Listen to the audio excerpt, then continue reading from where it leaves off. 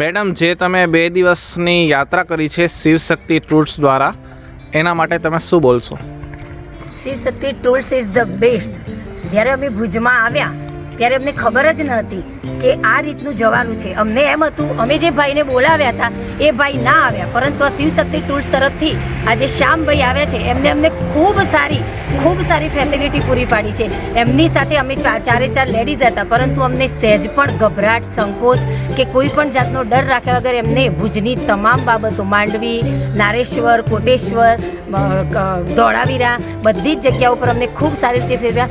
જે જગ્યા અમે નથી જોઈ તેવી વિથણ જગ્યા પર પણ એમને પોતાની સમય સૂચકતા અને રીતભાત સાથે અમને પોતાની આગવી રીતે પ્રવાસ કરાવે છે. એ માટે thanks to Shyambhai and thanks to Shivshakti travels.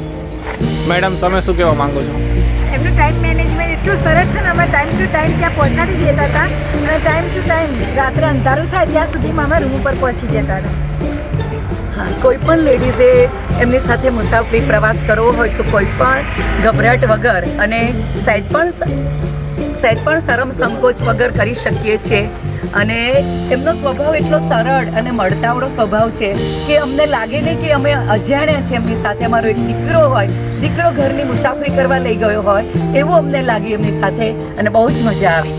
Okay madam, thank you.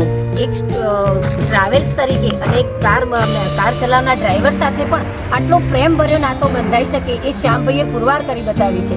કારણ કે અમે 2 દિવસની મુસાફરી, મારો બાબો તો એમને મામા જ કહેવા લાગ્યો છે. કારણ કે એમનો મિલનસાર સ્વભાવ, બધા સાથે હળવા પડવાની રીત અને પોતાની સાથે જાણે ઘરના સભ્યો એ રીતે જમવા પણ બેઠા. એ માટે thanks to you and thanks to Shivshakti travels.